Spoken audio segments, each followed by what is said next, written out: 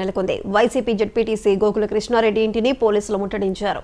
స్థానిక ఆత్మగౌరవ దీక్షకు వెళ్తున్న ఆయన్ని పోలీసులు అడ్డుకున్నారు.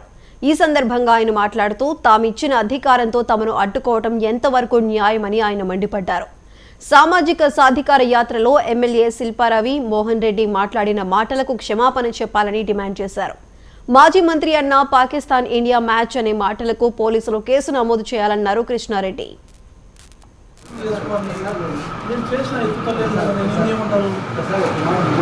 నేను మౌన దీక్ష చేస్తుంటే శాంతి వితరణ చేస్తుంటే దాన్ని రక్షణ చేస్తున్నాను అంటే ఇప్పుడు నేను నంద్యాల పౌరునిగా నాకు శాంతిగా కూర్చొని మౌన దీక్ష చేయడానికి కూడా అధికారం కదా. ఏమింత అధికార దుర్వినియోగం?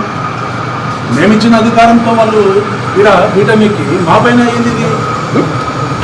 మేము ఇచ్చిన అధికారం కదా, నంద్యాల ప్రాంత ప్రజలు ఇచ్చిన అధికారంతో వాళ్ళు ఈరోజు ఇంత దుర్వినియోగానికి ఇంత పాల్పడుతున్నారు. వాళ్ళు ఎంతసేపు ఆపకుండా సార్ నేను మీకు కేవలం మీ అందరికీ మర్యాద ఇచ్చి నేను కూర్చొని ఎంతసేపు కనీసం 10 నిమిషాలు చేసేవాళ్ళు 11 అవుతుంది. నా ఆఫీస్ దగ్గర పోయి నేను ఫ్లాగ్ యాక్షన్ చేసుకోనికి నాకేంటి అభ్యంతరం? నేను ఆడ కూర్చుంటా అంటున్నా కదా.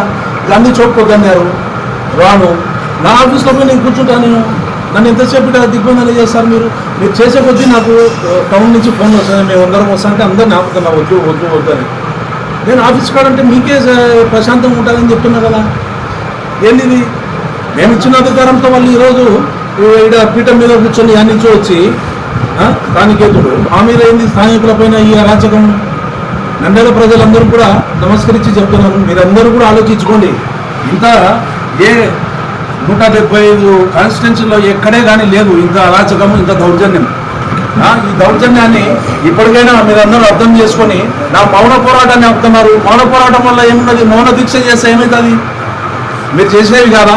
ఇంకా నేను మీరు మాట్లాడిన వీడియోలు చూపిలే.